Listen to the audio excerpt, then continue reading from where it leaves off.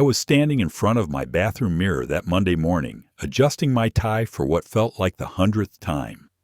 My reflection looked calm, composed, ready for the biggest day of my career.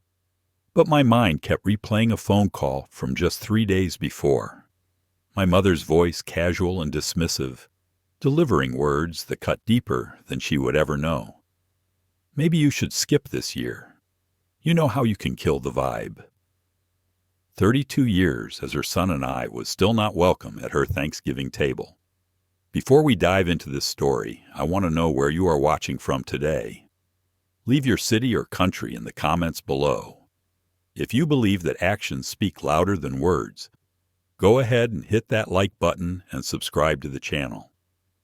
What happened next completely changed my understanding of family success and what it truly means to prove yourself. Let me take you back to the very beginning. I grew up in a quiet neighborhood on the outskirts of Columbus, Ohio. Our home was a 2-story colonial with faded white siding and a wooden porch that groaned under your feet no matter how carefully you stepped. The lawn was always a little too long because my father worked such long hours and the shutters needed painting for as long as I could remember. It was not a fancy house, but it was ours. My father, Robert, spent 32 years working as an electrician for a local contractor. He woke up every morning at 5:30, packed his own lunch in a brown paper bag, and drove his old pickup truck to whatever job site needed him that day. He came home smelling of copper wire and industrial soap, his hands rough and calloused from years of honest work. He was a quiet man, the kind who showed love through actions rather than words. A pat on the shoulder, a nod of approval, a rare smile that meant more than any speech. My mother, Linda, worked as a bookkeeper for Patterson Hardware, a family-owned store on the east side of town. She kept their accounts balanced and their invoices organized for over 20 years. At home, she kept everything else organized too. The bills, the schedules, the social calendar, and most importantly, the narrative of our family. In her story, there was a star and there was a shadow. My sister Diana was the star. I was the shadow. Diana was 3 years older than me, and from the moment I could form memory, she was the center of attention. She had honey blonde hair that she wore in perfect curls, bright blue eyes that sparkled when she laughed, and a voice that commanded every room she entered. Diana was captain of the debate team, president of the student council, and valedictorian of her graduating class. When she walked across the stage to accept her diploma, my mother cried tears of joy. When I walked across 3 years later, she was checking her phone. The comparisons started early and never stopped. At family dinners, my mother would spend 45 minutes discussing Diana's accomplishments and then turn to me with a distracted smile. And Simon is doing fine too. That was it. 4 words. As if my entire existence could be summarized in a footnote. I learned to stop sharing my achievements because sharing them only invited comparison.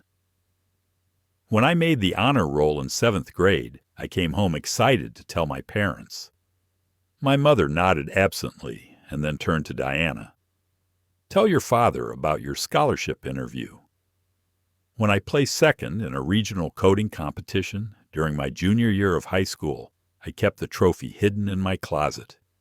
There was no point announcing victories that nobody wanted to celebrate. I found solace in computers. While Diana was out at parties and football games, I was in my bedroom learning to code. The logic of programming made sense to me in a way that human relationships never did. There were rules. There were patterns. If you put in the work, you got results. No favoritism. No politics. Just pure cause and effect. I enrolled at Ohio State University for computer science and finally found a place where I belonged. For the first time in my life, I was surrounded by people who valued the same things I did. I threw myself into my studies and graduated with honors 4 years later. My parents did not attend the ceremony. My mother said they had a conflict with Diana's baby shower planning, even though Diana was not even pregnant yet. I walked across that stage alone, collected my diploma, and drove back to my apartment without telling anyone. After graduation, I took a job at a small tech startup in Cincinnati. The pay was terrible, barely enough to cover rent and groceries. But I learned more in those 2 years than most people learn in a decade. I worked 14-hour days, taught myself new programming languages on weekends, and slowly built a reputation as someone who could solve problems nobody else could solve. When the startup folded, I landed at Meridian Technologies, a software company that was expanding rapidly across the Midwest.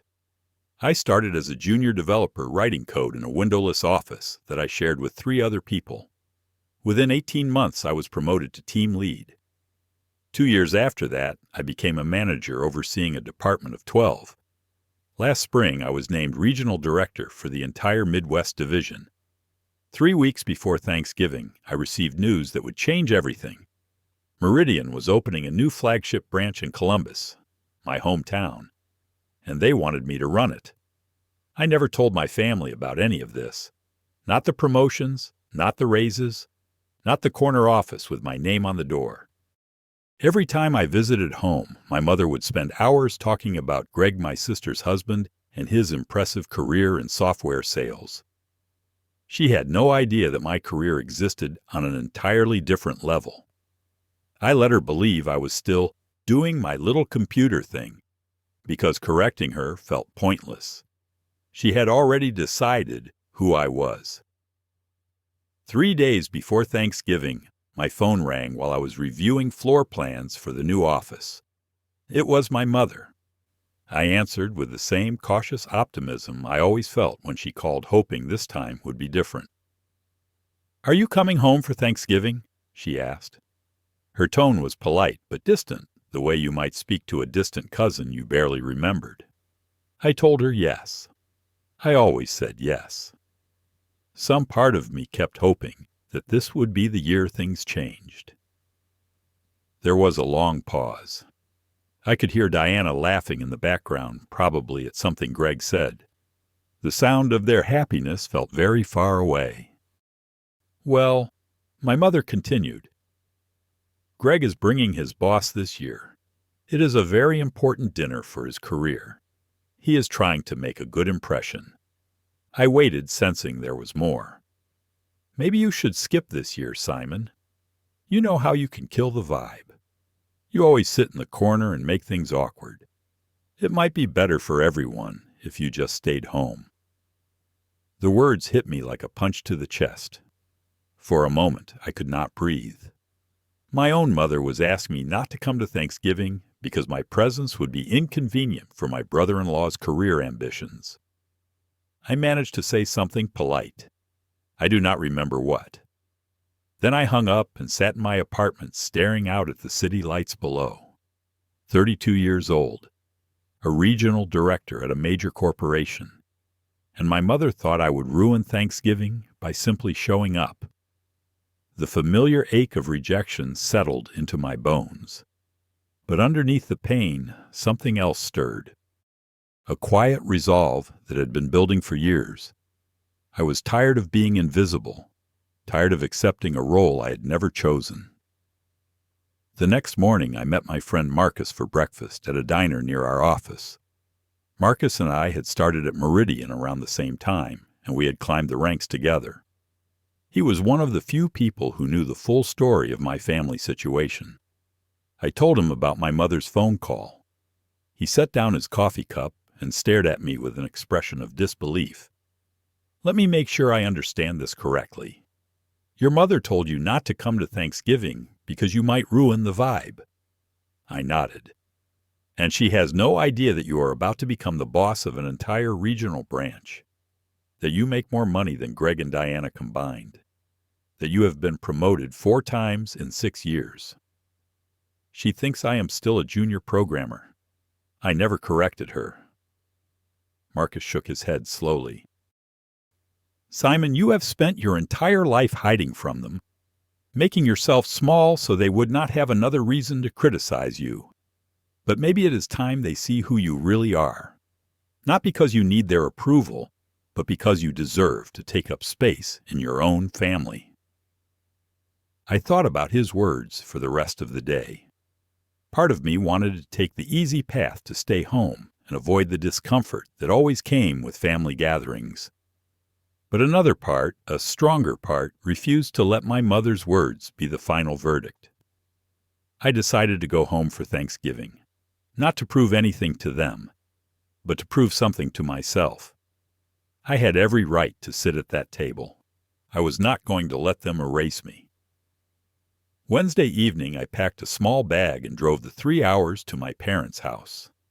The sun was setting as I pulled into the familiar driveway, casting long shadows across the lawn. My sister's silver sedan was already parked out front, along with Greg's leased BMW. The same BMW he mentioned in every conversation, as if it were a member of the family. I walked up the creaky porch steps and knocked on the door. My mother answered. Her face registered surprise, then something that looked almost like disappointment before she smoothed it away. "Oh, you came. Happy Thanksgiving, Mom." She stepped aside to let me in without returning the greeting. The house smelled like roasting turkey and cinnamon candles. Everything looked exactly as it always did. The same family photos on the wall, though I noticed my graduation picture was still missing from the collection. The same worn carpet in the hallway. The same feeling of being a guest in the place where I grew up. Diana and Greg were already settled in the living room, like they owned it. Greg sat on the leather recliner, my father's favorite chair, with one ankle resting on his opposite knee. He wore pressed khakis and a cashmere sweater that probably cost more than my first month's rent out of college. Diana was curled up on the couch, scrolling through her phone, her perfectly manicured nails tapping against the screen. Greg looked up when I entered and let out a short laugh. "Well, well, look who decided to grace us with his presence. The mysterious little brother finally emerges from his cave." Diana glanced up briefly. "Hey, Simon." Then she went back to her phone.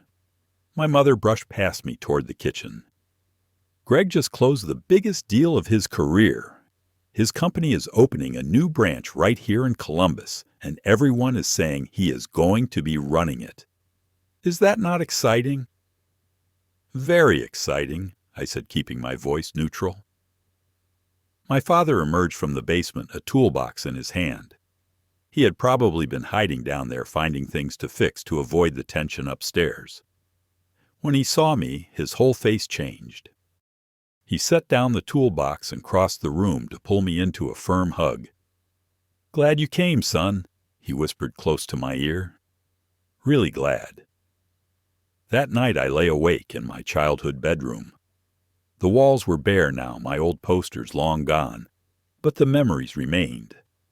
I stared at the ceiling and listened to the muffled sounds of conversation drifting up from downstairs.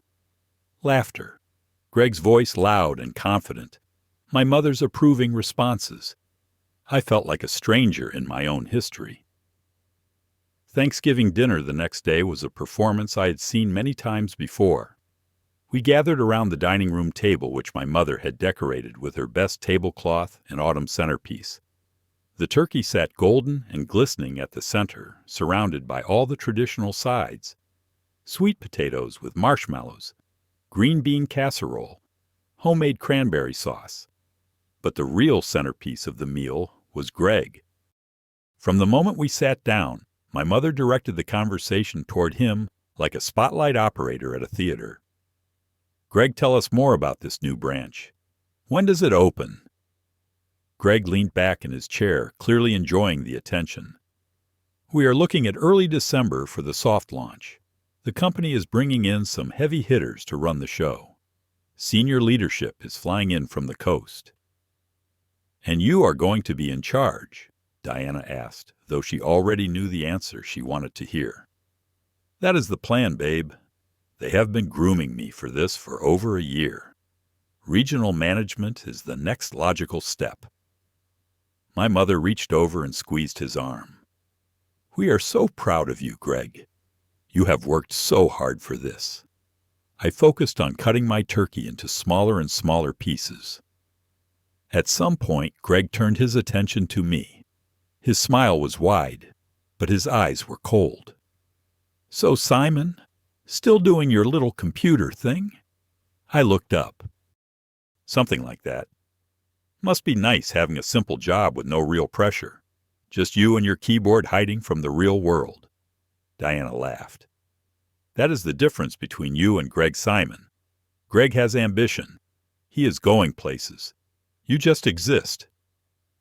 I looked at my mother, waiting for her to say something, to defend me, to show even the smallest sign that she saw me as equal to my sister. But she just nodded slightly, as if Diana had stated something so obvious it did not require comment. My father stared at his plate, his fork frozen in his hand. He did not speak. After dinner, I stepped onto the back porch to escape. The night air was cold and sharp, and I could see my breath forming small clouds in front of my face. I gripped the wooden railing and tried to steady the anger burning in my chest. The screen door creaked behind me. Greg stepped out a cigar between his fingers. He made a show of lighting it, slowly savoring the ritual. "Look, Simon," he said between puffs of smoke. "No hard feelings about what happened in there, but you really should have listened to your mother. You do not fit in here. You make everyone uncomfortable just by existing." I said nothing. Some people are meant to lead, and some people are meant to follow. You are a follower, Simon. There is no shame in it. Just accept who you are, and life will be a lot easier. He clapped me on the shoulder with the condescending affection of someone who believed every word he was saying. Then he flicked ash from his cigar and walked back inside, leaving me alone with the cold and the darkness. But I did not feel defeated. Standing there in the silence, I felt something else entirely. Certainty. Greg had no idea what was waiting for him. None of them did. I left before dawn the next morning. The house was silent, everyone still asleep from the previous night's food and wine. I did not leave a note. I simply got in my car and drove back to the city through empty highways and pale morning light. Around midday, my phone buzzed with a message from Helen, our Human Resources Director. "The new transfers are arriving Monday. One name on the list you might find interesting." I was too focused on preparing for the branch opening to give it much thought. There were 1,000 details to manage: office layouts, computer systems, parking assignments, staffing decisions. One more transfer among dozens did not seem significant. Monday morning arrived bright and cold. I woke at 5:15 earlier than necessary and took my time getting ready. I chose my best charcoal suit, a crisp white shirt, and the blue silk tie my father had given me for my 30th birthday. I wanted to look the part. Today was the day everything became real. The new office occupied the top 3 floors of a glass tower in downtown Columbus. I arrived at 7:30 before most of the staff and took the elevator to the 11th floor.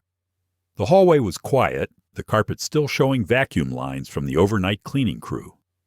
I stopped in front of my office door. The brass nameplate gleamed under the fluorescent lights. Simon Mercer, Regional Director. I traced the letters with my fingertip, allowing myself a moment to appreciate how far I had traveled from that kid who hid coding trophies in his closet. Helen arrived at 8:15 carrying a leather folder and a cup of coffee. She was a tall woman in her mid-40s with silver-streaked hair and reading glasses that she wore on a chain around her neck. "Good morning, Simon. Big day." "It is." She handed me the folder. "Profiles on all 12 transfers arriving today. Most are coming from Cincinnati and Cleveland, one from our satellite office here in Columbus." I took the folder and began flipping through the pages. Account managers, sales representatives, a few analysts. Then I stopped. Gregory Thornton, Senior Account Manager, transferring from Columbus Satellite Office, reporting directly to Regional Director. I read the name 3 times. Then I looked at Helen. "This one," I said, pointing to the page. "Greg Thornton. He is transferring here." Helen nodded. "He specifically requested this branch. Said he wanted to be part of the flagship location. Good initiative, if you ask me." I closed the folder slowly. "Thank you, Helen." She left, and I sat alone in my new office processing what I had just learned. Greg had maneuvered to get transferred to this branch because he thought it would advance his career. He had no idea who would be waiting for him. At 9 o'clock precisely, I walked into the main conference room. It was a large space with floor-to-ceiling windows overlooking the city. A long mahogany table ran down the center, surrounded by high-backed leather chairs. The new transfers were already there, chatting nervously, sizing each other up the way people do on their first day in a new environment. I took my position at the head of the table and waited. The door opened one last time. Greg walked in, wearing a tailored navy suit and a confident smile. He was laughing at something a colleague had said, completely at ease, convinced that this was his moment to shine. Then he looked up and saw the nameplate mounted on the wall beside the door. Simon Mercer, Regional Director. The color drained from his face instantly. His smile collapsed. He looked at the nameplate, then at me standing at the head of the table, then back at the nameplate. His mouth opened and closed without producing sound. "Good morning, everyone," I said calmly. "Please find a seat and we will begin." Greg moved like a man walking through water. He stumbled to the nearest empty chair and dropped into it heavily. For the entire 90-minute meeting, he sat perfectly still, staring at the table, refusing to meet my eyes. I conducted the orientation professionally. I discussed the company's mission, our quarterly targets, the expectations for every member of the team. I spoke with the authority of someone who had earned his position through years of hard work and sacrifice. When the meeting concluded, I offered a final thought. My door is always open if anyone has questions or concerns. People stood and began filing out, introducing themselves to each other, making plans for lunch. Greg remained seated, frozen in place. I waited until the room was empty except for the two of us. "Greg, a moment in my office, please." He followed me down the hall like a man walking to his own sentencing. I closed the door behind us and gestured to the chair across from my desk. "Simon, I had no idea." His voice cracked. "I swear I had no idea about any of this. About your job. About your position. I thought you were—" I held up my hand to stop him. "This is a professional environment, Greg. What happened outside these walls is not my concern. What matters here is the quality of your work. I expect the same standards from every member of this team, including you." He nodded rapidly, sweat visible on his forehead. "Of course, absolutely. I will work hard, I promise you." He hesitated, then asked the question I knew was coming. "Are you going to tell Diana or your mother?" I studied him for a long moment. This man who had called me a follower, who had told me I did not belong at my own family's table, who had laughed at my existence. "That is not my concern, Greg. What you tell your wife is your business. Focus on your job." He left my office without another word. I watched him go and waited for the satisfaction to arrive, the vindication, the triumph. But what I felt instead was something quieter. Peace. I did not need to humiliate him. I did not need revenge. I had already won something far more valuable. I had won my own respect.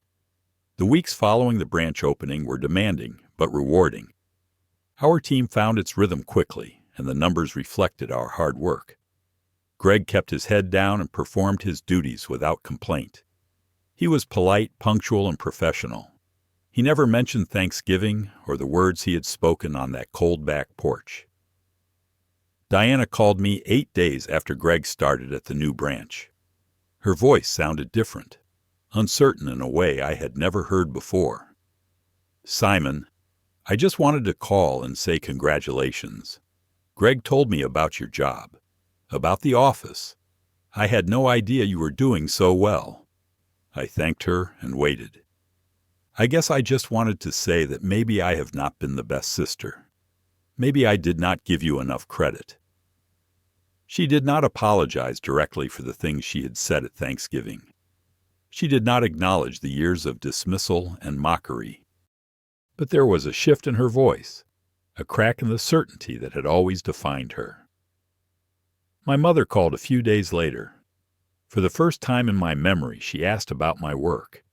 She wanted to know about the new office, my responsibilities, my plans for the future. She listened to my answers instead of redirecting the conversation to Diana and Greg. Neither of them said they were sorry. Perhaps they never will. But the dynamic had changed. They could no longer pretend I did not exist, because my existence was now impossible to ignore. 5 weeks after the branch opened, my father drove up to visit me. We sat in a coffee shop near my office, 2 cups of black coffee on the table between us. "I owe you an apology, son." His voice was rough with emotion. "All those years I watched how they treated you, how your mother compared you to Diana, how she made you feel like you were not enough. And I never said anything. I was too afraid of causing conflict. I was a coward and you paid the price. Dad, you do not have to.